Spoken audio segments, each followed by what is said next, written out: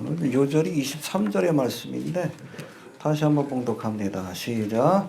평강의 하나님이 친히 너희로 온전히 거룩하게 하시고 또 너희 온 영과 혼과 몸이 우리 주 예수 그리스도 강림하실 때에 흠없게 보존되기를 원하노라. 아멘.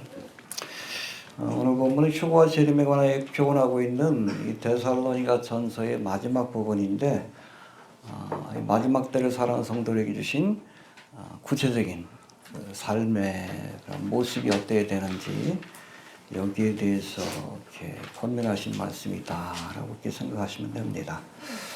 우리가 이 마지막 때를 어떠한 모습으로 살아가야 할지 또 하나님께서 어떻게 살아가는 것을 기뻐하시는지 오늘 본문을 통해서 좀 살펴보고 우리 믿음을 좀 돌아보는 그러한 시간이 좀 될 수 있기를 바랍니다. 그 전에 우리 지난 시간에 배운 말씀 잠깐 한번 살펴봅니다. 세상 사람들에겐 주의 날이 도적같이 올 것이지만 여기서 이 주의 날은 휴거의 날이에요. 그러나 말씀 안에 깨어있는 성도들에게는 도적과 같이 오지 못하리라. 할렐루야. 왜 그래? 우리가 하나님의 말씀을 통해 시대의 징조를 깨닫고 있기 때문에 그런 거예요. 알겠습니까? 여러분 종말의 타임테이블 계시기가 뭐라고 그랬죠? 이스라엘이라고 그랬어요. 이스라엘을 중심으로 중동 지역에서 벌어지고 있는 일들을 보면서 주님 오실 날이 가깝구나. 우리가 그것을 깨달을 수 있다는 겁니다. 얼마 남지 않았습니다. 지금 뭐 미국이 이란 친다는 얘기도 있고 뭐 휴전으로 간다는 얘기도 있고 어떻게 될지는 모르겠어요. 어찌됐든 한 번 시작된 전쟁이 결국에는 아마겟돈 전쟁까지 이어지게 될 겁니다. 주님 오실 날이 가깝습니다. 예, 우리에게는 도적과 같이 오지 못합니다. 전제 조건은 뭐예요? 하나님의 말씀 안에서 깨어 있어야 돼요. 이해가 됩니까? 성경을 알아야지. 종말에 관한 말씀을 알아야 이게 시대의 징조, 종말의 때가 가깝다는 시대의 징조라는 것을 깨달을 수 있는 거예요. 우리가 배워야 합니다. 알겠습니까? 자, 또 하나님이 우리를 세우심은 노하심에 이르게 하기 위한 것이 아니다. 7년 대환란에 던져놓기 위한 것이 아니라 우리를 우리 주 예수 그리스도로 말미암아 구원을 얻게 하려 하신 것이다. 할렐루야. 그렇죠. 7년 대환란이 오기 전에 이 시험의 때를 면케하시기 위해서 우리를 어디로? 예비하신 처시로 데려가셔서 환란에서 구원하실 것이다 라고 말씀하십니다. 할렐루야. 간혹 보면 그 환란 통과설 얘기하는 사람들이 있어. 성경을 제대로 몰라서 그래. 하나님 말씀을 제대로 몰라서 그래요. 하나님의 뜻은 우리를 노하심에 진노에 던져놓는 것이 아니라 그 전에 우리를 구원하시는, 그렇죠? 이 땅에 환란이 있기 전에 우리를 예비하신 도피처. 여러분 이방인들에 대한 도피처는 이 땅에는 없어. 하늘에 예비한 처소로 인도하여 구원하시는 것이 주님의 뜻이라는 것을 우리가 알아야 합니다. 자, 우리 모두가 이 구원의 소망, 그렇죠? 우리에게 주신 이 구원의 소망, 휴거의 소망을 우리가 붙들어야 돼. 해봅시다. 구원의 소망을 붙들자. 구원의 소망을 붙들자. 그리고 이 소망이 이루어질 때까지 늘 근신하며 피차 권면하고 덕을 세워서 함께 믿음의 경주를 완주할 수 있도록 그렇게 도와야 합니다. 아멘. 해봅시다. 옆에 분하고 같이 갑시다. 같이 갑시다. 믿음의 길 걷다가 중도에 넘어진 분들이 계시는데 얼마 안 남았어요. 끝까지 같이 갑시다. 아멘. 늘 그러잖아. 우리 신앙생활은 시작과 과정도 중요한 게 아니야. 끝이 좋아야 돼. 지금이 마지막 때예요. 끝이 좋아요. 지금부터라도 잘하면 돼. 지금부터라도 잘하면 우편강도로 될 수 있는 거야. 지금까지 열심히 잘했다가도 마지막에 예수님을 부인하면 누구? 가론 유다가 되는 거예요. 마지막이 중요해. 지금부터라도 잘할 수 있게 되길 바랍니다. 알겠습니까? 자, 이제 본문의 말씀을 통해 우리 주시는 교훈들 한번 살펴봅니다. 첫 번째, 우리 12절, 13절 한번 봅시다. 12절, 13절. 시작. 형제들아, 우리가 너희에게 구하노니 너희 가운데서 수고하고 주 안에서 너희를 다스리며 너희는 자기를 너희가 알고 너의 역사로 말미암아 살아나면서 가장 귀히 여기며 너희 길이 화목하라. 예, 그래서 우리 12절부터 15절까지는 마지막 때를 살아가는 성도들이 교회 안에서, 교회 생활을 어떻게 해야 되는가? 교회 안에서. 이대로 하시길 바랍니다. 벗어나지 마시고. 해봅시다. 교회 안에서 행해야 할 일들을 교훈하셨다. 그 목회자의 관계는 어떻게 해야 되고 성도들 간의 관계는 어떻게 해야 되고 거기에 대한 아주 구체적인 권면의 말씀이 나옵니다. 첫 번째 12절 13절에 보니까 주 안에서 너희를 다스리며 권하는 자들 이게 누구예요? 목회자들이지. 목회자들. 하나님께서 교회 세우신 교회 지도자들. 그들을 봅시다. 너희가 알고 그리고 저희 역사로 말미암아 사랑 안에서 가장 귀히 여기며 사랑하고 존경하라는 뜻이에요. 알겠습니까? 해봅시다. 주 안에서 너희를 다스리며 권하는 자들을 너희가 알고 너희가 그 수고를 알아주어야 한다는 뜻입니다. 그리고 저희 역사로 말미암아 그렇죠. 특별히 마지막 때에 강단에서 하나님의 말씀을 선포하고 가르치는 역할이 너무나 중요해. 여러분 목회자를 잘 만나야 합니다.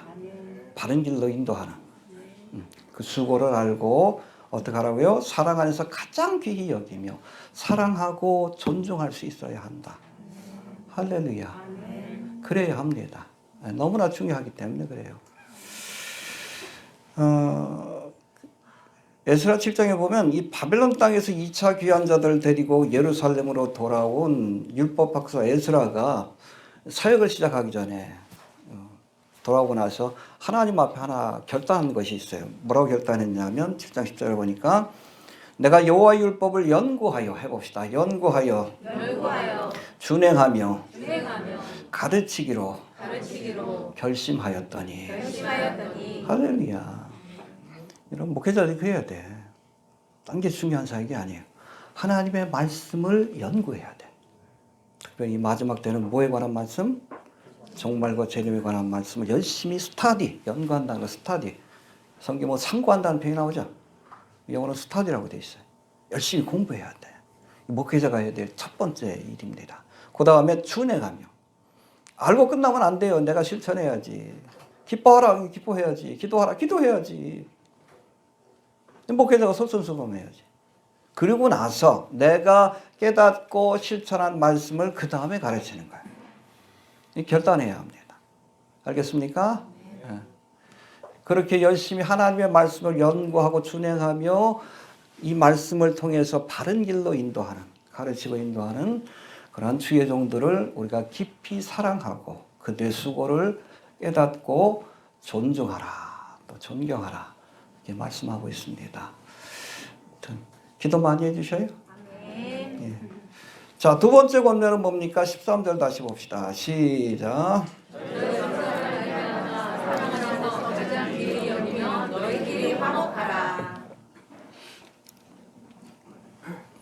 안 나와요? 자, 봅시다. 너희끼리 화목하라. 우리 주의 종들은 존경하고 성도들끼리는 화목하라. 싸우지 좀 말아요. 알았습니까? 이 편지를 어디서 쓰고 있어요, 지금? 고린도 교회에서 쓰는 거예요. 고린도에서 한참 사역을 하면서 대사로니까 이게 고린도는 여기 아가야 지역이고 그 위쪽에 있는 이 마케도니아 지역이기 때문에 여기를 먼저 개척한 거지. 여기서 사역하면서 편지를 쓰고 있는 거예요. 근데 고린도 교회는 어떤 교회예요? 문제가 많은 교회예요. 모든 문제가 다 지겹대. 그래서 뭐 서로 그냥 분파를 짓고 싸우잖아. 나는 아볼로파다, 개바파다, 뭐 바울파다. 예? 또 은사를 주셨더니 은사 가지고 또 쌈박질하잖아. 야, 신유가 최고야. 아니야, 방언의 은사가 최고야. 예? 아니야, 뭐 예언의 은사가 최고야. 분열된 교회예요. 그러지 말고 너희는 화목해라.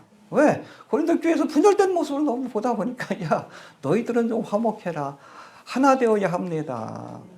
특별히 마지막 때는 우리 성도들이 하나 똥똥 뭉쳐가지고 영적인 싸움을 싸워야 돼.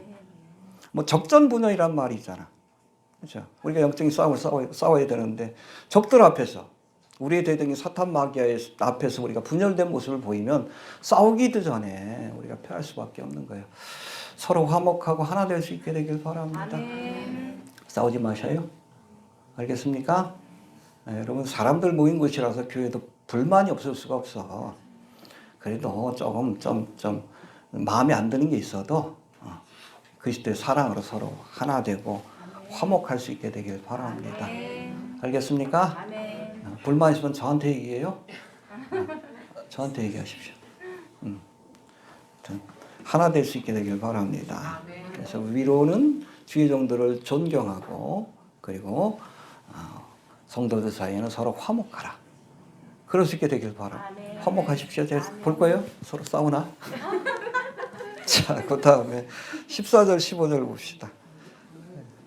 시작. 또 형제들아 너희를 권면하니 흉 없는 자들을 경계하며 마음이 약한 자들을 아니하고 힘이 없는 자들을 붙들어주며 모든 사람을 대하여 오래 마이크 어디 있으세요? 누가 누구에게든지 앞으로 악을 갚지 말게 하고 오직 피차 대하든지 모든 사람을 대하든지 항상 서로를 돕으라. 정신이 없네. 마이크를 주머니에 넣고 설교했으니. 들려요 이제? 네. 아무튼 와서 예배 드려야 돼. 자, 여기 14절 15절은 우리 교회 안에서 성도들끼리 해야 할 일들에 관한 말씀입니다. 해봅시다. 성도들 간에 해야 할 일들을 교훈한 말씀이다. 네, 서로 해야 될 일들에 대해서 말씀하는데 첫 번째, 형제들아 너희를 권면하노니 규모 없는 자들을 권계해라. 해봅시다. 규모 없는 자들을 권계해라. 규모 없다는 것이 두 가지 의미예요. 게으르다. 또 언룰리라고 해가지고 좀 무례하다 뭐 그런 뜻도 있어요. 이게 뭐 한마디로 말하면 할 일은 하지 않으면서 하지 말아야 할 일들 하는 사람들이 있어요. 교회 안에서 쓸데없이 분란을 일으키고 해야 될 일은 안 하고 그런 사람들은 어떻게? 경고하라는 얘기예요. 권계하라는 것이. 좀 그러지 말라고. 분란을 일으키지 말라. 제가 경고합니다. 알겠습니까? 네. 우리가 포도원을 세워야지 자꾸 이게 포도원을 하는 사람들이 있어요. 다 포도원에 꽃이 필 때 되면 이 여우가 들어와가지고 막 이 꽃을 딱 쳐버리고 또 포도송이를 쳐버려가지고 열매를 맺지 못하게 하는 사람들이 있는데 이거 어떻게 해야 돼요? 경고해야 돼. 경고해야 돼. 알겠습니까? 네. 또 여러분 여기 규모 없다는 것은 게으르다는 뜻이에요. 여러분 마지막 때가 될수록 더 부지런히 사시길 바랍니다. 알겠습니까? 다미선교회처럼 주님 오실 날 가깝다고 모든 거 다 포기하고 그냥 휴거의 사건만 기다리지 마시고 내게 주어진 일에 최선을 다하십시오. 우리 감남산 강에서 살펴봤지만 우리가 뭐 하다가 휴거되는 거예요? 열심히 밭을 가다가 또 열심히 맷돌질 하다가 집안일 열심히 하고 또 주어진 직장일 열심히 하다가 그렇게 휴거를 받아야 되는 거예요. 흰 옷 입고 뭐 교회 와서 찬송하다 아니요. 열심히 주어진 삶에 최선을 다하시길 바랍니다. 규모 없는 자가 되지 마십시오. 여러분 게으른 건 악한 거예요? 악하고? 그렇죠. 하나님 보시기에 악한 거예요. 충성된 것이 착한 겁니다. 선한 겁니다. 게으르지 마시고 마지막 순간까지 주님 부르시는 그날까지 열심히 주어진 일에 최선을 다하면서 뭐 교회에 주신 사명도 있고 또 개인적으로 해야 될 일도 있고 충성된 모습으로 이렇게 주님 앞에 설 수 있게 되길 바랍니다. 또 두 번째, 마음이 약한 자를 안위하고 해봅시다. 마음이 약한 자들을 안위하고 예, 위로해 주라는 거예요. 특별히 뭐 4장 13절에 보니까 이 데살로니가 성도들 가운데 같이 주의 오심을 기다리다가 먼저 세상을 떠난 분들이 계셔. 그러면 또 어떻게 위로해 주어야 합니다. 위로해 줄 수 있게 바랍니다. 서로 위로해 줘야 돼. 또 세 번째, 힘이 없는 자들을 붙들어주며 해봅시다. 힘이 없는 자들을 붙들어주며. 여기서 힘이 없는 자들은 육체적인 힘이 없는 자들이 아니라 믿음이 연약한 사람들이에요. 초신자들. 아직 단단한 것들을 먹지 못하는 그런 우유를 먹어야 되는, 젖을 먹어야 되는 초신자들. 그 시험도 잘 들게 되고 또 넘어지는 일들도 많이 생겨요. 어떻게 옆에서 우리 믿음이 좀 강한 분들이 가서 좀 붙들어 주시고 함께 믿음의 길을 갈 수 있도록 도와주시길 바랍니다. 우리 직분자들이 그 일을 해야 합니다. 우리 집사님들, 이사 우리 직분자들은 특별히 좀 시험에 들거나 연약하거나 어려운 일을 겪는 분들을 붙들어주는 일에 최선을 다해야 합니다. 자, 그리고 네 번째, 모든 사람을 대하여 오래 참으라 말씀합니다. 해봅시다. 모든 사람을 대하여 오래 참으라. 이게 목회는 인내하는 것 같아요. 참 힘들게 하는 사람들이 많이 있거든요. 오늘 본문에도 보면은 뭐 규모 없는 자들도 있고, 그렇죠? 위로가 필요한 사람들도 있고, 그렇죠? 연약한 사람들도 있고, 믿음이 자랄 때까지 기다려줘야 돼. 또 권면하면서 인내해야 합니다. 알겠습니까? 날 좀 힘들게 하고 좀 그런 분들이 계시다 할지라도 여러분 사랑은 오래 참는 거예요. 해봅시다. 사랑은 오래 참는 것이다. 예. 그가 믿음의 길에 설 수 있도록 그때까지 지켜보고 참아주고 인내하고 그게 제일 힘든 일이요. 우리가 사랑으로 인내하면서 모든 사람을 대하여 오래 참을 수 있는 우리가 좀 될 수 있길 바랍니다. 예. 다섯 번째, 이건 우리 14절 다시 한번 봅시다. 14절인가? 15절 다시 한번 봅시다. 시작.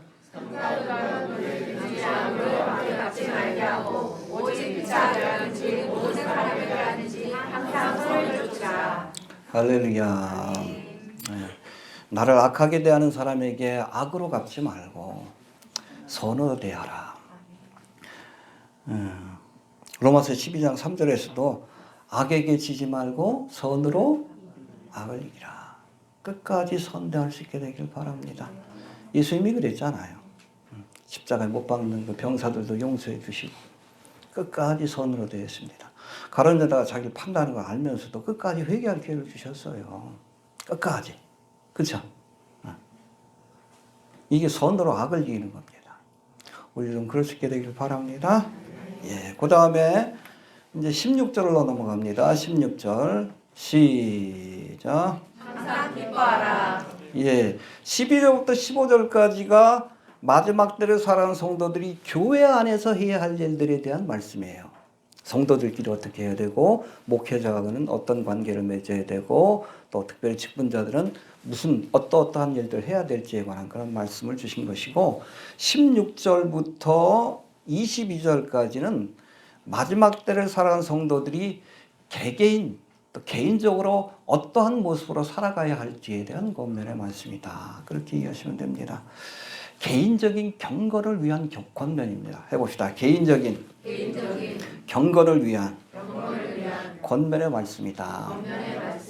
그렇죠? 우리가 어떻게 하나님 앞에 거룩한 삶을 살아갈지 이 말씀대로 진행할 때에 하나님 보시기에 거룩한 자가 될 수 있다. 그렇게 권면하시는 말씀입니다. 알겠습니까? 그 첫 번째 권면이 뭡니까? 해봅시다. 항상 기뻐하라. 예, 경건의 첫걸음은 기뻐하는 겁니다. 항상 기뻐하십시오. 좋은 일이 있을 때뿐 아니라 어렵고 힘든 일이 있을 때도 항상 좀 기뻐할 수 있게 되길 바랍니다. 왜 그래? 우리는 천국과 또 휴거에 대한 소망이 있잖아. 응? 우리에겐 예수님이 계시잖아요. 하박국서 3장에 그 말씀이 나오잖아. 무화과 나무 잎이 마르고 포도 열매 그치고 감람나무 열매 그치고 논밭에 식물이 없어도 난 여호와로 인하여 기뻐하리라. 할렐루야. 하나님 한 분만으로 기뻐할 수 있어야 돼. 또 우리에겐 천국의 소망이 있잖아요. 더 이상 뭘 바래? 기뻐할 수 있는 충분한 조건이 됩니다. 항상 기뻐할 수 있게 되길 바랍니다. 그 다음에 17절 시작. 쉬지 말고 기도하라. 예. 마지막 때를 살아가는 성도들이 주신 두 번째 권면, 경건을 위한 두 번째 단계, 쉬지 말고 기도하라 말씀하십니다. 다시 한번 해봅시다. 쉬지 말고 기도하라. 쉬지 말고 기도하라. 이건 24시간 기도하라는 것이 아니라 기도 쉬는 죄를 범치 말라는 뜻이에요.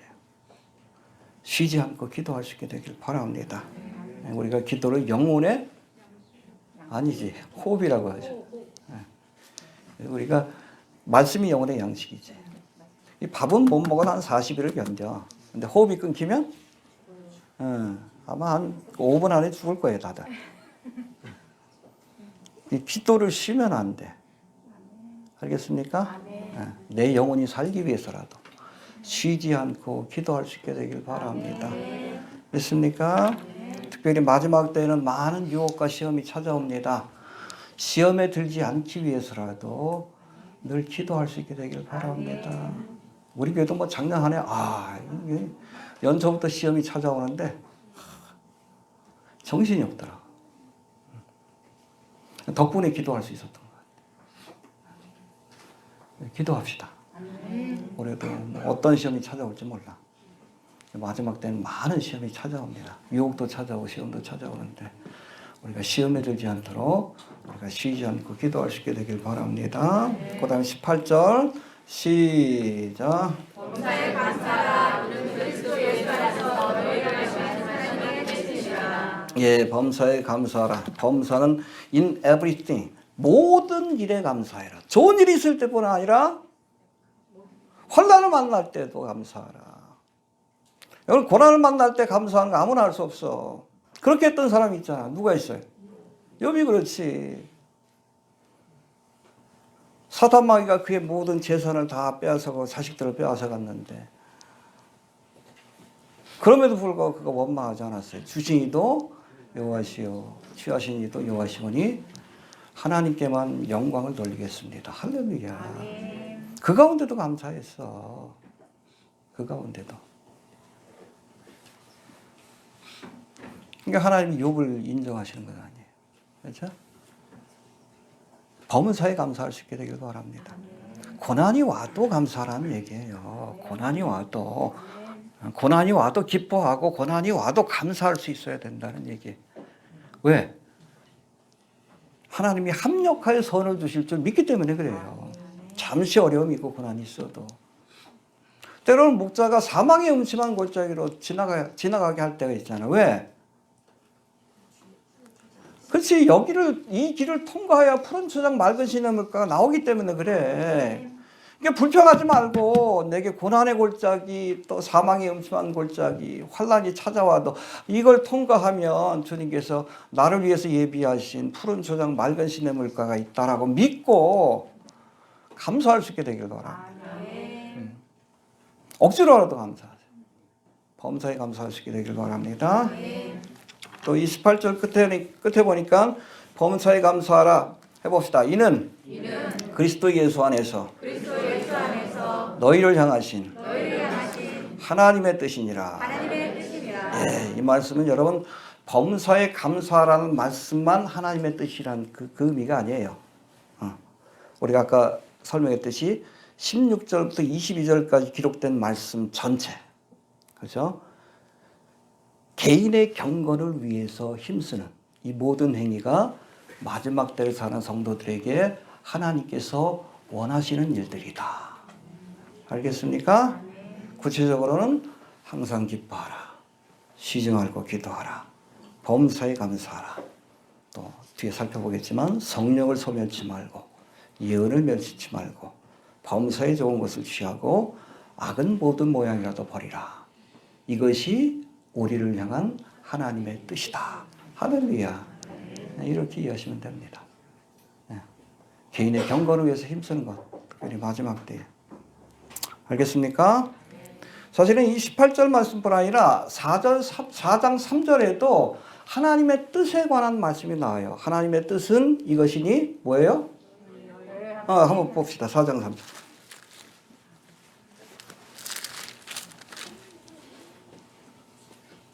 시작. 하나님의 뜻은 이것이니 너희의 거룩함이라 곧 본난을 버리고. 예, 하나님의 뜻에 관해 설명하고 있는 이 두 말씀 18절하고 4장 3절 말씀을 서로 연결 지으면 잘 들으세요. 말세 때를 살아가는 성도들을 향한 하나님의 뜻은 뭡니까? 우리가 거룩해지는 거예요. 내가 거룩하니? 너희도 거룩하라. 그렇죠. 여러분들이 출세하는 게 하나님의 뜻이 아니에요. 선박자 축복받는 게 하나님의 뜻이 아니에요. 구속받은 백성들을 향한 하나님의 뜻은 특별히 마지막 때에 우리가 거룩하게 살아가는 것이 하나님의 뜻이에요. 경건에 이르기 위해서 힘써야 되는 거예요. 이 마지막 때가 될수록. 뒤에도 나오잖아. 너희가 흠없게 보존되길 원하노라. 그게 주님의 뜻이에요. 거룩한 삶을 위해서 애쓰시길 바랍니다. 저도 벌써 이제 60이 됐는데 목회한 지도 한 30년 됐고 지금 돌아와서 생각해 보면 그래. 인생에 있어서 가장 중요한 게 뭐겠어요? 돈도 아니요, 명예도 아니요. 부끄럽지 않게 사는 것이 중요해요. 성도들 앞에서 부끄럽지 않고, 자식들 앞에서 부끄럽지 않고, 하나님 앞에서 부끄럽지 않는 삶을 사는 것이 그것밖에 더 있어요. 얼마 있으면 또 주님 앞에 갈 텐데. 인생 짧잖아요, 권사님. 그쵸? 60밖에 안 된 목사가 또 저거 한다고 저거 하시고. 그렇잖아요. 인생이 70에 80인데 얼마 안 남았어. 주님 많으시면 우리가 먼저 갑니다. 주님 앞에 설 때 내놓을 게 뭐 있어. 주님의 말씀과 뜻을 따라 거룩하게 살아가는 것. 부끄럽지 않게 살아가는 것. 이것밖에 없는 거예요. 그러기 위해 쓰시길 바랍니다. 돈, 명예, 원세 중요한 게 아니에요. 하나님과 사람들 앞에 부끄럽지 않는 삶을 살기 위해서 애쓰는 우리가 좀 될 수 있길 바랍니다. 알겠습니까? 여하튼 하나님의 뜻에 관해 설명하고 있는 이 두 말씀을 연결 지으면 말세대를 살아간 성도들 향한 하나님의 뜻은 우리가 거룩해지는 것인데 그러기 위해서는 우리가 어떻게 해야 합니까? 항상 기뻐하고 쉬지 말고 기도하고 범사에 감사하고 성령을 소멸치 말고 예언을 멸치지 말고 범사에 좋은 것을 취하고 악은 모양이라도 버리는 것. 알겠습니까? 경건한 삶을 위한 구체적인 가이드라인이다. 그렇게 이해하시면 됩니다. 그래서 우리가 앞에서 우리가 항상 기뻐하라, 쉬지 말고 기도하라, 범사에 감사하라 살펴봤는데 이제 이어지는 말씀, 네 가지 말씀을 통해서 우리가 어떻게 해야 경건을 이룰 수 있는지 이 마지막 때의 거룩한 삶을 살아 하나님의 뜻을 이룰지 생각해 보도록 합니다. 19절 한번 봅시다. 시작. 성령을 소멸치 말며. 예, 이 성령을 소멸치 말라는 것은 직역하면 성령의 불을 꺼트리지 말아라. 알겠습니까? 여러분 성막을 섬기는 이 제사장 항상 이 불이 꺼지지 않게 해야 돼. 제단에 있는 불이 꺼지지 않도록 힘써야 합니다. 네. 이 제단의 불은 누가 주신 거예요? 성막을 처음 지었을 때 하나님이 주신 거예요. 이 불을 꺼트리지 않는 사명이 제사장에게 주어진 거예요. 우리에게 주신 성령의 불, 언제 성령의 불을 주셨어? 오순절 마가이다라고 하면서 그 은혜 시대가 시작이 됐잖아.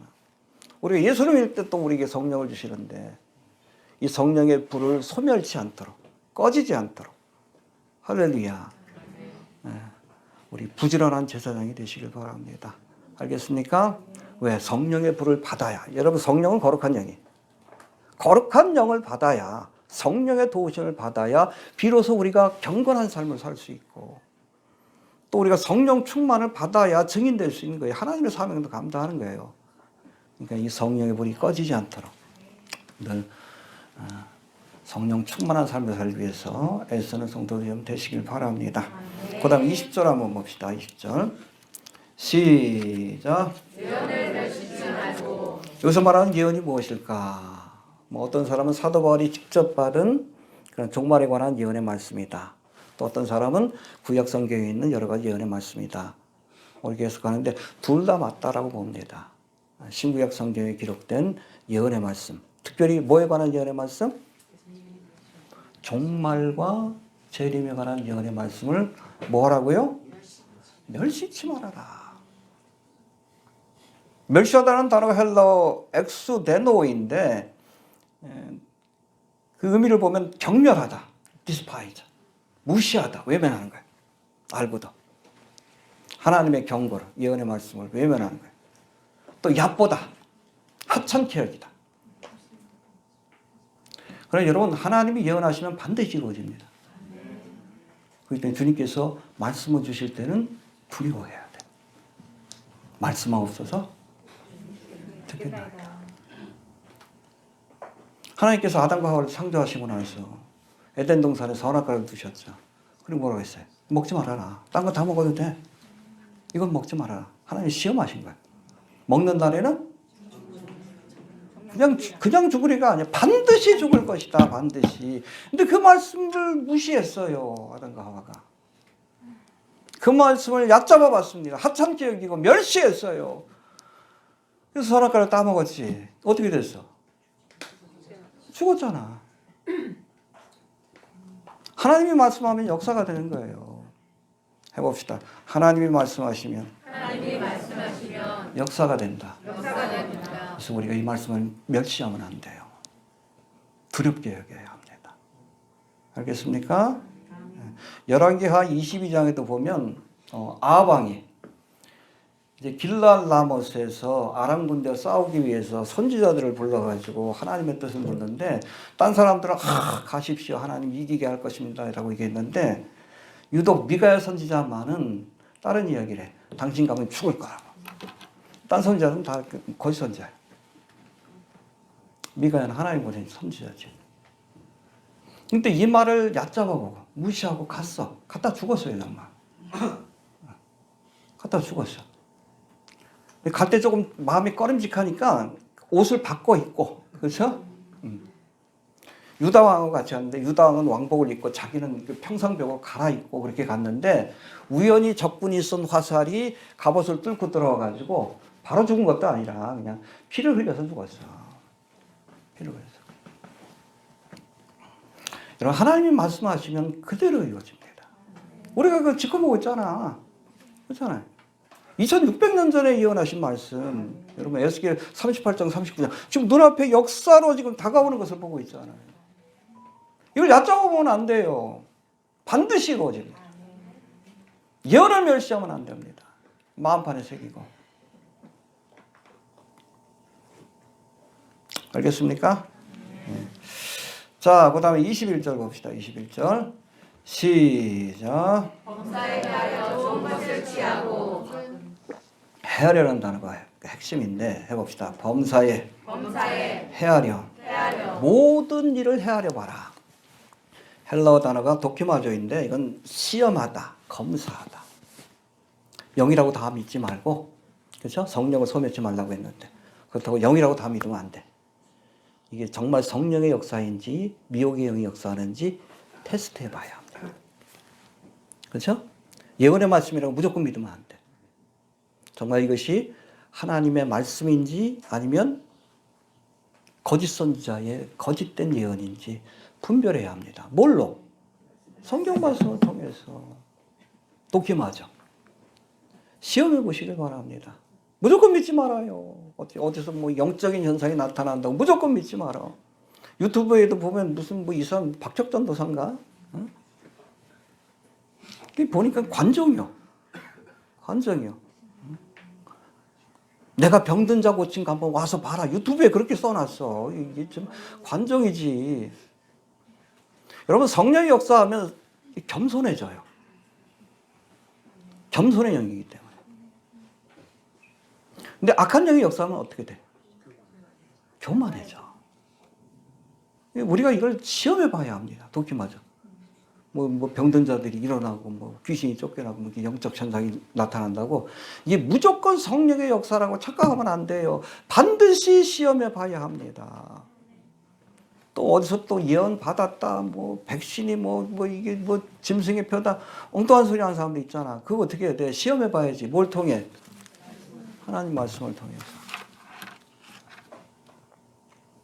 베레아 교회에서 사도 바울이 복음을 전할 때 데살로니가 교회 그 다음에 베레아인가 갔는 것 같은데. 근데 이 베레아 성도들은 신사적인 사람이다라고 성경에서 그렇게 표현합니다. 신사적인 사람이라는 것은 노블 캐릭터, 굉장히 인격적이고 성숙한 사람이다라는 뜻이에요. 근데 그들이 한 게 뭔지 아십니까? 사도 바울이 그곳에 가서 복음을 전하니까 듣고선 은혜 받았어. 근데 그걸로 끝난 것이 아니라 집에 가서 뭐 했어요? 그런가 하여 성경을 들춰봤어요. 구약 성경. 정말 저 사람이 이야기하는 것이 성경 말씀하고 맞는가 살펴본 거예요. 우리 한국교회에서 유명한 목사님이 설교했는데 와가지고 정말 저 양반이 제대로 설교해서 살펴보면 뭐라 그러겠어? 건방지다 그러지. 근데 아니에요. 성경이 안 그랬어. 노블 캐릭터. 아주 신사적인 성도다. 모범적인 신앙을 갖고 있는 사람들이다. 반드시 여러분 도끼마저 해야 합니다. 시험해 봐야 돼. 말씀을 가지고 혹시 엉뚱한 소리 하지 않았나. 워낙 미혹하는 영들이 강하게 역사하기 때문에, 워낙 거짓 예언들이 강하게 역사하는 그런 마지막 때이기 때문에, 저도 일루미나티에 관해서 글 쓸 때, 블로그 쓸 때 제일 먼저 하는 것이 도키마저예요. 의심하는 겁니다. 이게 정말 그런가? 워낙 디스인포메이션, 거짓 정보들이 많으니까 분별해야 돼. 마지막 때 여러분 사역자에게 가장 필요한 것이 분별력이에요. 요즘 뭐 그 소양이 뭐 저걸 냈어요. 요번에 뮤직비디오를 하나 냈는데 자꾸 그 좀 분석해 달라고 이렇게 하는 분들 계시는데, 가수 소양 아시죠? 순수하긴 한데 내가 보기엔 분별력이 약해. 그러니까 빨간 옷 입고 나오고 그냥 까만 옷 입고 나오고 위에 보니까 전시한처럼 그냥 무대를 이렇게 보여주고, 왜 그런지 모르겠어. 요즘 여러분 뮤직비디오의 그 트렌드가 뭔지 아십니까? 오컬트예요. 굉장히 오컬트적입니다. 근데 그걸 따라간 것 같아. 뭔 줄도 모르고. 내용은 하나님에 관한 내용인데, 신앙에 관한 내용인데 뮤직비디오를 사탄적으로 찍어놨어. 어떻게 해? 그 분별력이 없는 거예요. 분별력이. 여러분 아무리 순수해도 분별력이 없는 사람 위험해요. 차라리 열심히 없어도 냉철해야 돼. 마지막 때가 될수록. 제가 늘 얘기하잖아요. 열심히 안 믿어도 바르게 믿으면 구원받습니다. 그러나 아무리 열심히 믿어도 우리가 바르게 믿지 못하면 지옥 가. 혼자 가는 게 아니라 열심히 딴 사람들도 지옥으로 데려가. 분별력이 필요한 거예요. 도끼마저 하는 거 필요합니다. 여러분 헤아려 보시길 바랍니다. 해봅시다. 범사에 헤아려. 좋은 것을 취하라. 분별력을 달라고 기도하세요. 그냥 무조건. 우리 교회 가끔 오시는 분들 가운데도 보면 너무 가슴이 뜨겁다 보니까 머리까지 뜨거워진 분들이 계셔요. 분별이 안 돼. 응? 이게 거짓인지 참인지. 그런 분들한테 제가 참으로 얘기하지.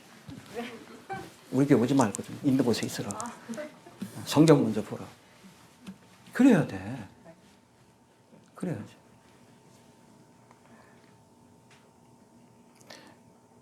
열심히 믿지 마셔요. 마지막 때가 될수록. 아주 냉철하게 믿으시길 바랍니다. 머리가 뜨거운 인상 하도 많이 봐가지고.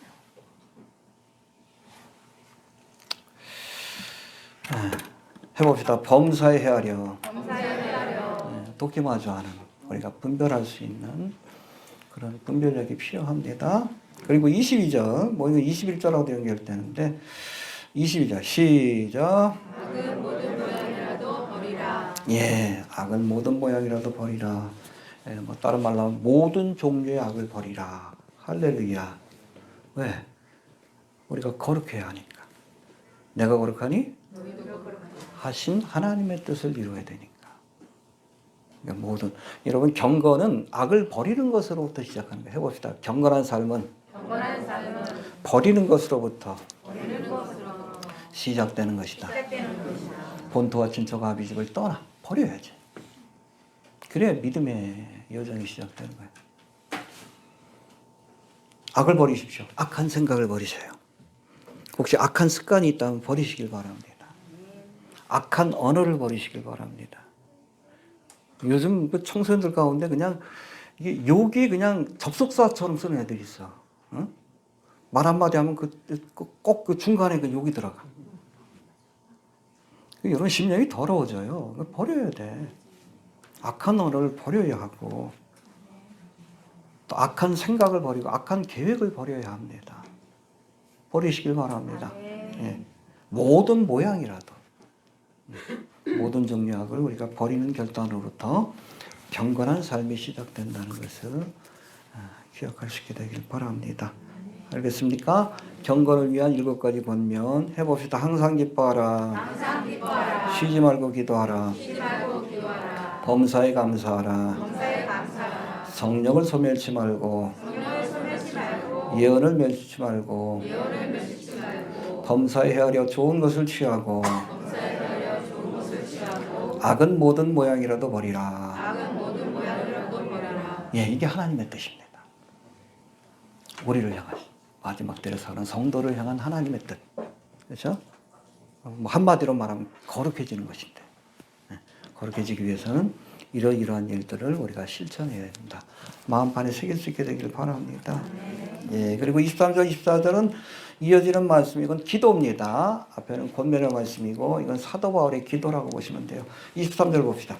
시작. 친히 너희를 온전히 거룩하게 하시고 또 너희 온 영과 구원이 우리 주 예수 그리스도를 강림하신 데에 흠없게 보존되기를 원하노라. 예, 그래서 데살로니가 교회를 사랑하는 이 사도 바울이 너희가 주님 오실 때까지 흠없는 모습으로 앞에 소개한 7가지 이것들 실천해서 거룩하고 흠없는 모습으로 보존되어서 그래야 부끄럽지 않지. 여러분 자는 자들도 휴거 됩니다. 우리 지난 시간에 얘기했지만. 그럼 부끄럽잖아. 그렇잖아요. 면류관도 얻지 못하고 개털 못해서. 기왕이면 경건한 모습으로 흠없는 모습으로 주님 앞에 서기 위해서 애써야 합니다. 알겠습니까? 23절을 조금 더 구체적으로 살펴보면 해봅시다. 너희 온 영과 혼과 몸이 흠없게 보존되기를 원하노라. 예, 우리 인간이 뭐로 구성되어 있어요? 영과 혼과 몸. 장로교에서는 이분서를 얘기합니다. 영혼과 육으로. 근데 아니요. 분명히 얘기하잖아요. 영과 혼과 몸으로. 여러분 짐승들도 그 몸과 육체와 혼은 있습니다. 지능이 있잖아요. 영이 없어. 그러니까 하나님을 찾지를 못해요. 하나님과의 교통이 불가능합니다. 영이 없기 때문에. 알겠습니까? 예. 자, 우리가 영혼, 육 이렇게 3개의 요소로 구성되어 있다는 주장이 신학적인 용어로는 삼분설인데 이 삼분설에서는 인간은 다른 동물들과는 달리 영적인 피조물로 창조되었기 때문에 그로 사람의 형상을 지으시고 그 코에 생기를 부어 넣으시니 사람이 생명이니라. 하나님의 숨결, 그렇죠? 성령으로 말미암아 지음받은 영적인 피조물이라는 것을 우리가 알아야 합니다. 해봅시다. 사람은 영적인 피조물이다. 그래서 영이신 하나님과 소통이 가능한 거예요.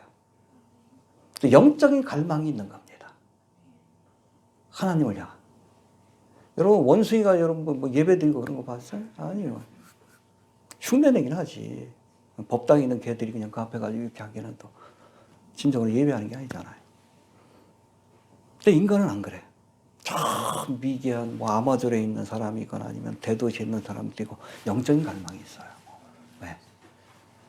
하나님이 영적인 피조물로 지으셨기 때문에 그런 거예요. 할렐루야. 문제는 인간이 범죄할 때에 하나님께서 정령 죽으리라 하신 말씀처럼 우리 영이 죽었다라고 표현을 합니다. 알겠습니까? 우리 영이. 우리의 영이 죽으니까 영이신 하나님과 소통하는 관계가 끊어진 거예요. 이해가 되시죠?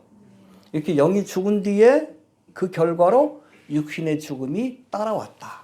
정령 죽으리라. 당장 안 죽었잖아. 아담이 몇 세까지 살았어. 그러고 나서도 900년 넘게 살았는데 930세에 죽었는데. 근데 죽은 게 있어요. 그때 영이 죽은 겁니다. 하나님과의 소통이 끊어진 거예요. 그게 부끄러워졌지. 예? 걸어가신 하나님 앞에 나갈 수 없어가지고 옷을 만들어 입고 하나님과의 소통이 끊어진 거예요. 영이 죽은 겁니다. 죄로 인해서 영적인 죽음이 찾아온 것이기 때문에 사실은 이 죄의 문제를 해결해야 우리의 죽은 영이 되살아나서 하나님을 찾을 수 있게 되는 거예요. 할렐루야. 이거를 신학적인 용어로 중생이라고 얘기를 합니다. 그래서 요한복음 3장에 보니까 예수님이 니고데모하고 대화하시면서 중생의 도리에 대해서 설명하는데 제가 읽을게요. 진실로 진실로 내게 이르노니 사람이 물과 성령으로 나지 아니하면 하나님 나라에 들어갈 수 없다. 해봅시다. 물과 성령으로 나지 아니하면 하나님 나라에 들어갈 수가 없다. 육으로 난 것은 육이요 성령으로 난 것은 영이니 내가 네게 거듭나야 하겠다는 말을 기이 여기지 말라. 물과 성령으로. 물로 나는 게 뭐예요? 저도 그렇게 생각했어요. 근데 본문을 보면 그게 아니에요. 뒤에 있는 말씀과 연결돼요. 육으로 난 것은 육이요. 영으로 난 것은 영이다. 물로 난 건 뭐예요? 엄마의 뱃속에서 태어나는 거예요. 육으로 나는 거예요. 성령으로 나는 건 영이다. 성령으로 거듭나야 한다는 거예요. 그렇잖아요. 우리 한번 육으로 났잖아. 물에서 태어났잖아요. 다. 엄마 양수 속에서 태어났잖아요. 이해가 되시죠? 천지창조에도 물 가운데 하나님께서 지구를 만드셨어요. 물 가운데 태어난 겁니다. 성령께서 하나님의 신이 수면 위에 운행하시니라. 물 가운데 태어나는데 지구가. 마찬가지예요. 우리도 물 가운데 태어나는 거예요. 엄마의 양수 안에서 태어나는 겁니다. 이것이 첫 번째 태어나는 거고, 그 다음에 이걸로 끝나는 게 아니라 성령으로 다시 한번 태어나야 되는 거예요. 이게 중생인 거예요. Second birth. Regeneration. 그래야 하나님의 나라에 들어갈 수 있다. 할렐루야. 해봅시다. 물과 성령으로 거듭나야 하나님의 나라에 들어갈 수 있다. 여러분, 성령으로 거듭나야 비로소 다시 태어나야. 죽었잖아, 우리가 죄로 인해서. 그래야 하나님을 아바 아버지라 부를 수 있는 것이고, 하나님의 나라를 볼 수 있는 것이고, 하나님의 나라에 들어갈 수 있는 거예요. 거듭나셨습니까? 성령으로 거듭나셨습니까? 거듭나야 돼. 알겠습니까? 그래서 그런 얘기를 해요. 한 번 태어나는 사람들은 두 번 죽고, 두 번 태어나는 사람은 한 번만 죽는다. 무슨 말인지 아시겠죠? 한 번 태어나서 육으로 태어난 경험밖에 없어. 중생의 경험이 밖에 없어요. 그 사람들은 육신적으로도 죽고 영적으로도 영원한 사망, 지옥에 던져지는 거예요. 두 번 죽는 거예요. 그러나 두 번 태어난 사람, 물로 태어나고 성령으로 태어난 사람, 그렇죠? 중생의 경험을 한 사람들은 여러분, 비록 육신이 죽는다 할지라도 그게 끝이요. 영원한 생명을 얻게 된다. 한 번밖에 안 죽는 거예요. 알겠습니까? 여튼 우리가 예수를 믿고 거듭난 우리의 영과 혼과 몸이 오늘 본문에 보니까 주님이 강림하실 때까지 흠없게 보존되도록 힘써야 합니다. 해봅시다. 우리의 영과 혼과 몸이 흠없게 보존되도록 힘써야 한다. 그렇죠? 우리의 영이 보존되어야 합니다. 미혹의 영에 붙들리지 않도록 지켜내야 돼요. 알겠습니까? 저는 이단에 빠진 사람은 영적으로 오염됐다라고 얘기를 합니다. 그런 사람들이 이단에 빠져나오다 다른 이단과 치안해요. 마치 오염된 산처럼 거기서 벗어나질 못해. 아무튼 우리 영이 미혹의 영에 의해서 그릇된 길을 가지 않도록 우리의 영을 보존해야 합니다. 그리고 우리의 혼이 헛된 세상의 철학에 넘어가지 않도록 우리 생각을 좀 하나님의 말씀으로 채워야 합니다. 이해가 됩니까? 그리고 우리의 몸은 어떻게 보존해야 돼? 음행으로부터. 모든 죄가 몸 밖에서 짓는 거지만 음행은 여러분 이 몸 안에 짓는 죄예요. 우리의 몸은 하나님의 성전이라고 했어요. 그래서 우리의 영이 미혹의 영에 의해서 상처받지 않도록 지켜야 하고, 우리 혼이 헛된 세상의 생각, 세상의 철학에 의해서 상처받지 않도록 우리가 지켜내야 합니다. 이런 교회 안에서 자꾸 세상 철학이 들어오잖아. 그러니까 하나님의 말씀 진리만을 얘기해야 되는데 동성애도 괜찮다. 시대가 바뀌었으니까 받아줘야 한다. 여러분, 이건 세상의 사상이요. 여러분, 신본주의에 가장 반대되는 그 개념이 뭐예요? 인본주의예요, 인본주의. 사람이 중심이 되는 거예요. 내가 하나님처럼 되리라, 이게 인본주의예요. 사탄 마귀로부터 온 거예요. 성적인 기준이요. 자꾸 우리 생각을 바꾸려고 해, 사탄 마귀가. 동성애도 선택의 문제. 무슨 선택의 문제예요? 하나님의 창조의 질서를 어기는 심각한 죄입니다. 그 죄가 얼마나 심각하게 다루죠. 그냥 소돔과 고모라를 불로 태워버렸잖아. 이탈리아에도 여러분 이 화산으로 저거 한 데가 어디죠? 폼페이. 이번에 뭐 성지순례 때 거기 가는 것 같은데. 거기도 여러분 이태리판 소돔과 고모라라고 얘기를 해요. 굉장히 난잡한 그런 증거들이 있어요. 하나님이 한 번에 그 쓸어버리시잖아. 동성애가 만연했던 것이고. 자꾸 세속적인 사상이 교회 안에 침투해가지고 우리의 생각을 바꿔내려고 해. 우리 혼을 지켜야 합니다. 우리의 혼. 미혹의 영으로부터 우리의 영을 지켜야 되고, 여러분 헛된 인본주의 사상으로부터 우리의 혼을 지켜야 돼. 그럼 우리가 진리 대신 말씀으로 무장해야지. 생각을 지키세요. 생각을. 자꾸 세상적인 생각으로 이렇게 우리 머리를 채우려고 하면 안 돼. 삐딱하고 이상한 목사들 많아. 성경을 안 보고 자꾸 엉뚱한, 그래서 세상 책도 너무 많이 보지 말아요. 자꾸.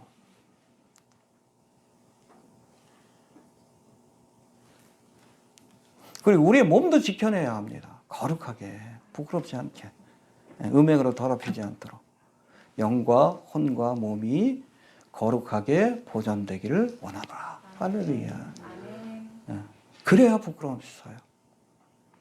잘못해도 하나님께서 휴거는 지켜주시겠지만 부끄러운 구원이죠. 부끄러움 없는 모습으로 설 수 있기 위해서 애쓰시길 바랍니다. 그리고 24절 말씀도 중요한데 24절 봅시다.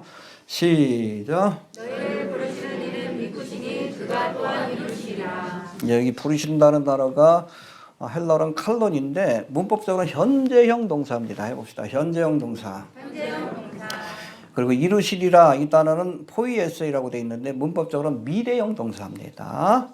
알겠습니까? 지금 나를 불러주시니 하나님의 자녀로 부르신 이는 믿으시니 하나님은 믿을 만한 분이니 그가 또한 이루시리라. 이 구원을 완성하도록 지켜주실 것이다. 한 번 구원은 여기 나와요. 이겁니다. 알겠습니까? 하나님이 불러주신 자들을 끝까지 책임져 주시는. 이해가 됩니까? 때로는 우리가 그릇된 길을 가면 우리의 육신을 죽여서라도 구원하십니다. 하나님이 이루십니다. 알겠습니까? 그래서 우리가 조직신앙에서 구원을 얘기할 때 과거의 구원과 현재의 구원과 미래의 구원 세 가지로 표현해요. 과거의 구원은 뭐예요? 아까 얘기했다. 구원 받으셨죠? 이게 중생, 칭이라고 합니다. justification. 하나님의 자녀로 거듭나는 것. 이게 단회적 사건이에요. 반복되지 않고 취소되지 않습니다. 그래서 한 번 구원은 하나님 기분 나쁘다고 야, 너 엄마 뱃속에 다시 들어가. 아니요. 그럴 수가 없는 거예요. 한 번 태어났으면 끝이요. 알겠냐, 영재야? 응. 한 번 태어났으면 아버지 자식이지 물릴 수가 없는 거예요. 할 수 없어. 왼수 같아도 할 수 없는 거예요. 우리가 그릇된 길을 가면 사랑하실 때 아픈 마음으로 사랑하시는 거지. 그 관계가 끊어지는 거 아니에요, 관계가. 과거의 구원, 현재의 구원은 뭡니까? 내가 거룩하니? sanctification. 우리가 거룩한 자녀로 부름받았으니 이제는 거룩하기 위해서 노력하는 거예요. 그래서 항상 기뻐하고 쉬지 말고 기도하고 범사에 감사하고 성령을 소멸치 말고 예언을 멸치지 않고 이런 일들을 행하는 겁니다. 이게 sanctification이. 이건 죽을 때까지 우리가 해야 돼. 성화를 완성하지 못해. 제가 보기에는. 그리고 마지막 미래의 구원은 뭡니까? glorification. 영화라고 해서. 이건 우리가 영원히 죄짓지 않는 몸으로 거듭나는 것. 이게 부활의 사건이에요. 언제 일어나? 휴거일 때. 근데 오늘 본문을 보십시오. 하나님이 우리를 부르셔서 현재형이에요. 하나님의 자녀로 부르시고 우리를 거룩하게 하십니다. 그렇죠? 중생과 성화를 경험한 사람들은 하나님은 믿으시니 끝까지 이것을 이루시리라. 우리의 구원. 우리가 glorification, 부활의 몸을 입을 때까지 책임져 주신다는 말씀입니다. 할렐루야. 이해가 되시죠? 정리가 됩니까? 우리를 부르셨으니 끝까지 이루실 것이다. 내가 하는 게 아니라 누가 하는 거예요? 하나님이 하는 거예요. 내가 할 일은 없어. 하나님 책임져 주는 거예요. 났으니까 책임지는 거예요. 가끔 우리 사모하거든요. 아이고, 났으니까 책임져야지, 어떻게. 할 수 없는 거예요. 나은 게 죄지. 그렇죠? 하나님 그러신 거예요. 끝까지 책임져 주신다. 해봅시다. 끝까지 책임져 주신다. 예수 믿으면 여러분 구원받고 모두가 다 glorification, 휴거의 사건에 참여한다는 것을 여러분 의심하지 않길 바랍니다. 자, 그리고 마지막으로 25절부터 28절까지인데 문안 인사인데 한번 잠깐 살펴봅시다. 25절 시작. 형제들은 데살로니가 교인들이고 우리가 누구예요? 고린도에서 이 편지를 쓰고 있는 누구요? 사도 바울하고 디모데하고 실라 선교팀이에요. 우리를 위해서. 이게 뭐예요? 복음을 전하기 위해서 힘쓰는 선교사들을 위해서 기도해라. 그렇잖아요. 데살로니 교회도 이 사도 바울이 복음을 전해가 세워졌잖아. 그러니까 여러분 복음의 빚진 자지. 이미 세워진 교회들은 그렇죠? 새롭게 이제 복음을 전파하고 교회를 개척하기 위해서 애쓰는 선교사들을 위해서 기도하고 후원할 책임이 있다는 겁니다. 해봅시다. 우리를 위하여 기도하라. 아무튼 우리도 열심히 우리 조상현 선교사님을 위해서 이스라엘 선교를 위해서 애쓰는 우리 막심 선교사님을 위해서 우리가 빚진 자의 마음을 가지고 우리가 먼저 복음을 듣고 예수를 믿었으니까 복음의 빚진 자예요. 선교사들을 위해서 기도하고 후원하는 일에 힘써야 합니다. 그 다음 26절 시작. 이 중동식 인사법이에요. 여기서 이렇게 하면 좀 시험에 들지. 아무튼 우리의 안부를 전해 주어라. 뭐 그런 뜻입니다. 그 다음 27절 봅시다. 시작.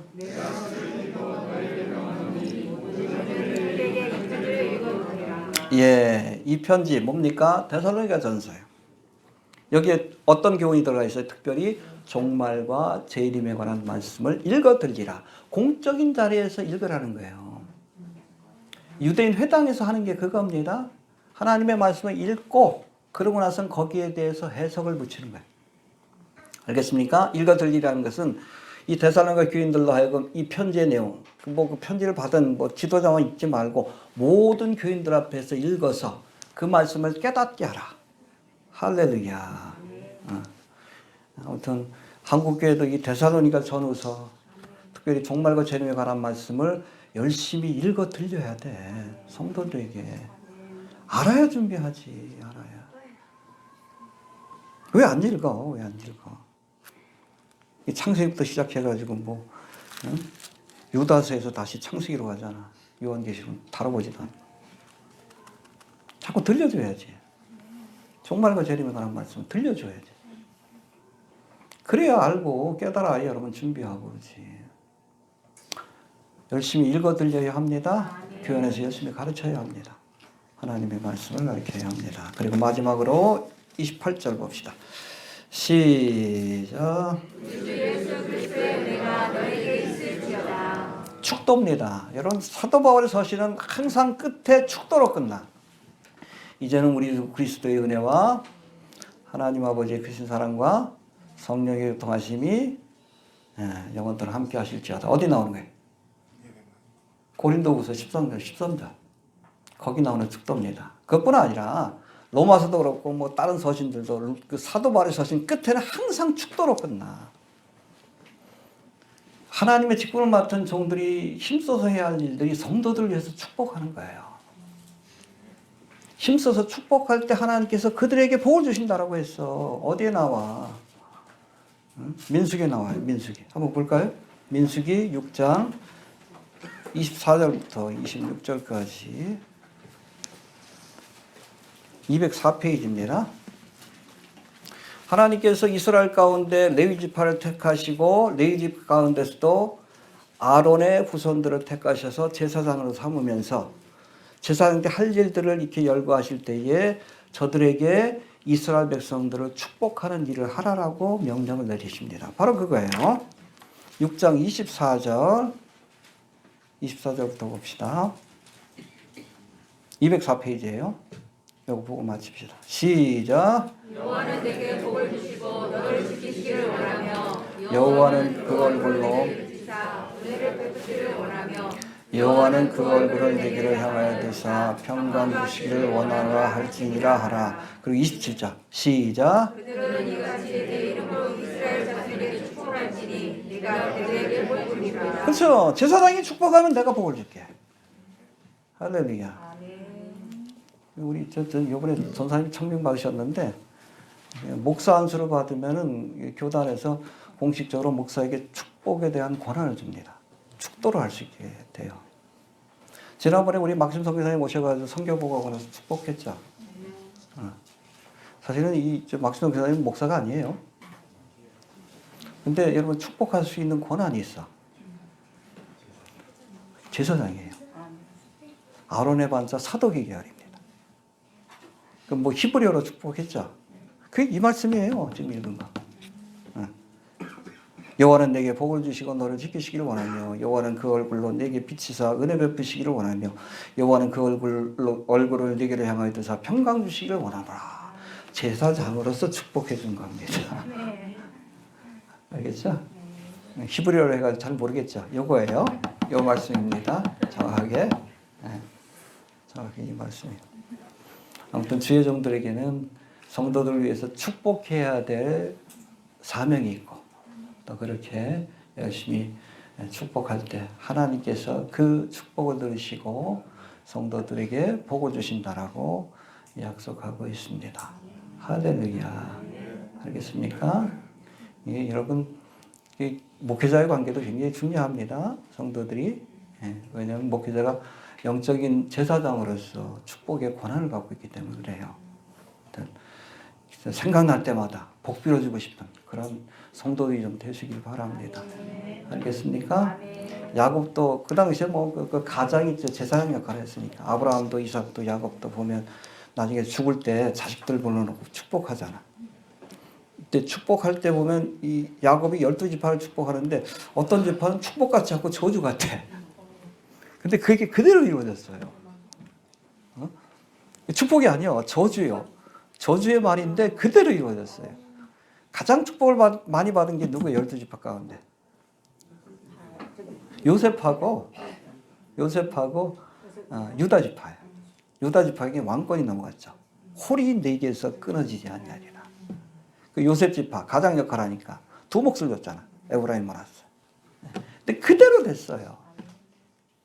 그러니까 여러분 주의 종이 보기에도 축복하고 싶은 마음이 들 만한 그런 믿음을 보여야 합니다. 하나님 앞에서도 그렇고. 이해가 되시죠? 네. 저도 열심히 축복할게요. 알겠습니까?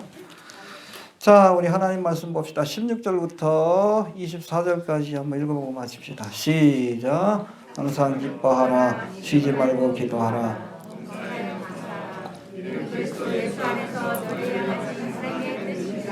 성령을 소멸치 말고 예언을 멸시치 말고 악은 모든 모양이라도 버리라. 평강의 하나님이 친히 너희로 온전히 거룩하게 하시고 또 너희 온 영과 hum과 몸이 우리 주 예수 그리스도 강림하실 때에 흠없게 보존되길 원하노라. 너희를 부르시는 이는 미쁘시니 그가 또한 이루시리라. 아멘. 다시 한번 기도합니다. 하나님을 감사합니다. 주의 오심이 가까운 이 마지막 때에 우리 성도들 하나님 보시기에 부끄러움 없는 모습으로 살다